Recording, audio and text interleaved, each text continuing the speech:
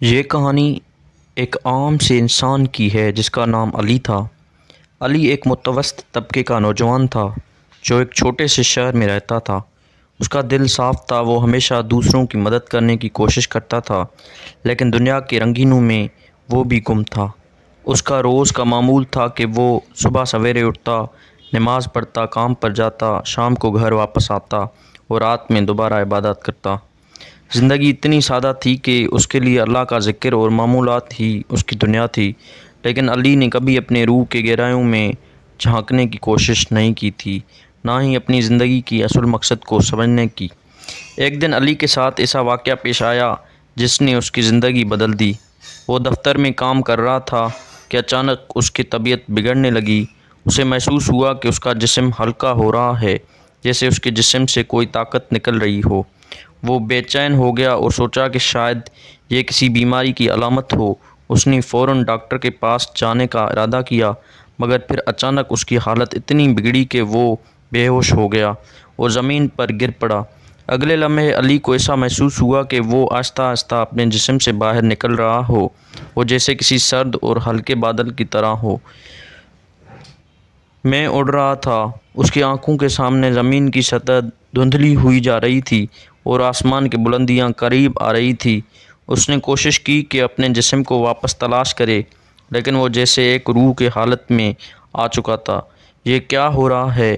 علی نے گھبرا کر خود سے پوچھا۔ اس دوران ایک مدھم سی آواز آئی، علی تمہارے روح کو واپس بلایا گیا ہے۔ علی کا دل تیز تیز دھڑکنے لگا۔ وہ کچھ دیر تک خاموش رہا اور پھر بولا، لیکن ابھی میری زندگی کا کیا ہوا؟ میں ابھی نوجوان ہوں، میری زندگی تو ابھی شروع ہوئی تھی۔ آواز نے پھر کہا، تمہاری زندگی کا وقت ختم ہو چکا ہے علی، اب تمہیں واپس بھیجا جا رہا ہے، تمہاری روح کا سفر مکمل ہو چکا ہے۔ علی کا دل دہل گیا۔ اس نے فوراً خود کو اپنے جسم کے اندر واپس جانے کی کوشش کی، مگر وہ ناکام رہا۔ اس کی روح جیسے خلا میں بے اختیار گھوم رہی تھی۔ وہ مزید خوفزدہ ہوا، لیکن ساتھ ہی ساتھ اسے ایک عجیب سی سکون کی کیفیت بھی محسوس ہوئی، جیسے وہ کسی بلند مقام پر پہنچ چکا ہو۔ پھر اس کے سامنے ایک وسیع منظر آیا۔ اس منظر میں ایک بڑی وادی تھی جہاں مختلف لوگ اور روحیں اپنی اعمال کے جزا یا سزا کے منتظر کھڑے تھے۔ علی نے دیکھا کہ کچھ لوگ اپنے گناہوں کی وجہ سے غمگین تھے، ان کے چہروں پر پچھتاوا تھا اور ان کی آنکھوں میں آنسو تھے۔ وہ لوگ جنہوں نے اپنی زندگیوں میں صرف دنیا کی عیش و آرام کی پیروی کی تھی، اب انہیں ابدی درد کا سامنا تھا۔ یہ کیا ہے؟ علی نے سوال کیا۔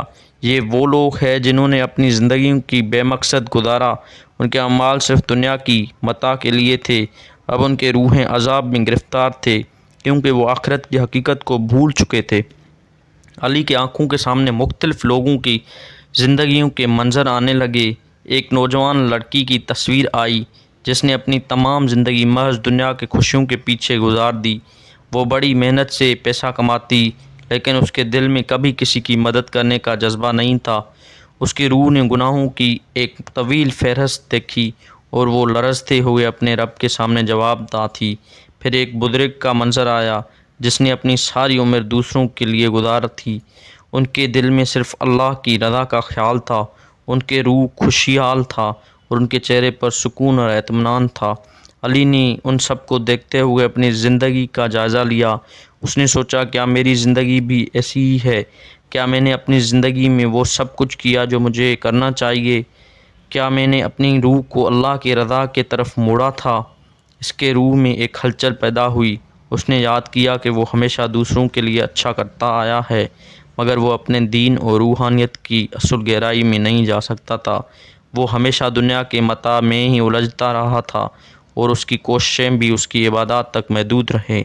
کیا میں واقعی اپنی زندگی کو اس طرح گزارنا چاہتا ہوں؟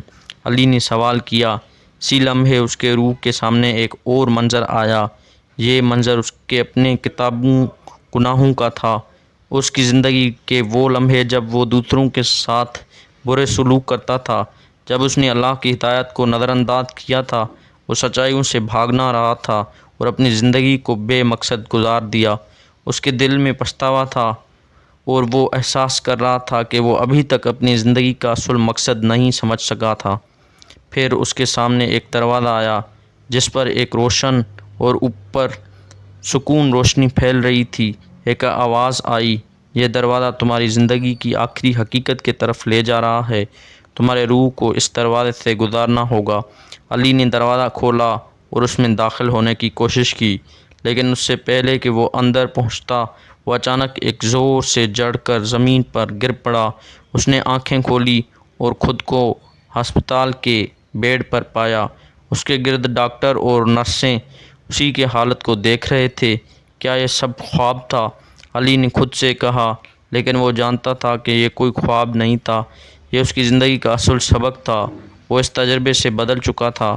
اس نے اپنی آپ سے عہد کیا کہ وہ اب اپنی زندگی کو اللہ کی رضا کے لیے گزارے گا اور اپنے اعمال میں اخلاص لائے گا۔ اس نے فیصلہ کیا کہ وہ دنیا کی حقیقت کو جاننے کی کوشش کرے گا اور اپنی آخرت کی تیاری میں وقت گزارے گا۔